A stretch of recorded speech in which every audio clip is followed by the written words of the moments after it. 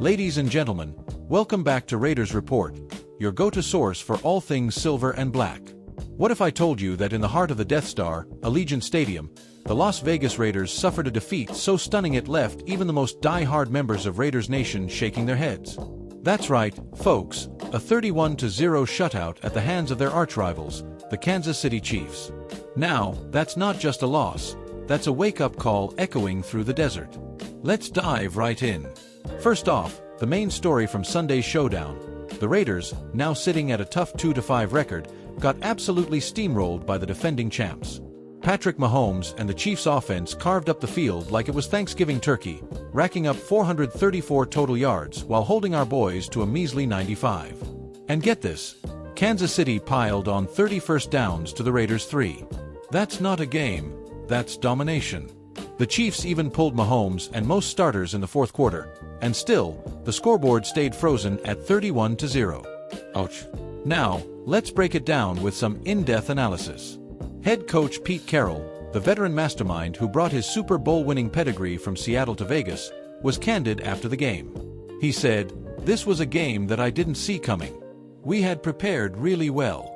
They're a terrific team, they did everything that they do, they played really well in all phases and kept us totally at bay.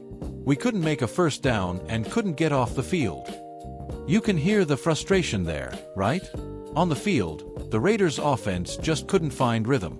Quarterback Aidan O'Connell, the young gunslinger stepping into that high-pressure role, struggled to connect. Think 0 touchdowns, no momentum. And defensively, Maxx Crosby, our relentless edge rusher who's like a modern-day Howie Long with his non-stop motor, fought hard, but the unit as a whole couldn't stop the Chiefs' balanced attack. Injuries didn't help either. With key pieces banged up, the defensive line, that crucial front where games are won in the trenches, got overwhelmed early. But here's where things get really interesting.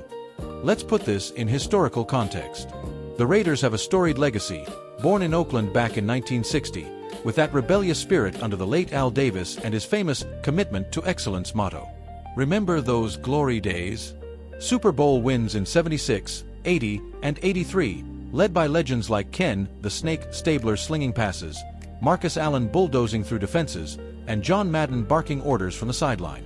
We've had epic rivalries in the AFC West against these very Chiefs, the Broncos, and Chargers, that date back decades, full of iconic moments like the Holy Roller play or Charles Woodson's shutdown corners. But fast forward to now, in Vegas since 2020, and this blowout? It harkens back to some dark times, like the 0-10 start in 2014.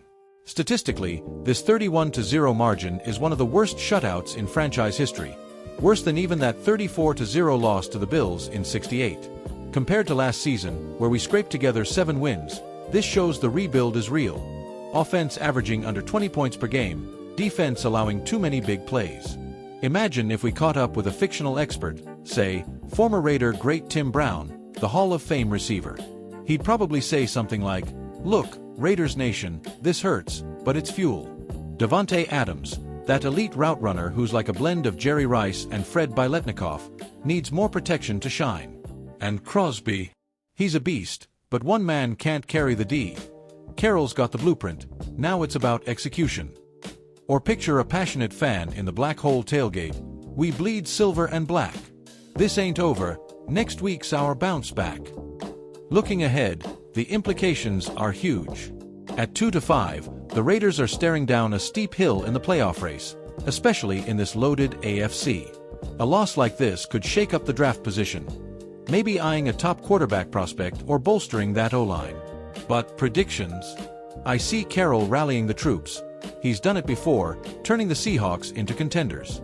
Expect a gritty response against, say, the Broncos next.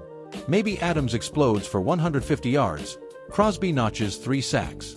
This could be the spark that ignites a late-season surge, or it underscores the long road ahead in rebuilding toward another Super Bowl run. Raiders fans, hang in there. Your team's got that pirate swagger, that underdog fire that's defined us from Oakland to LA to Vegas. Tune in next week for our full preview, and remember, just win, baby. This is Raiders Report. Stay committed to excellence.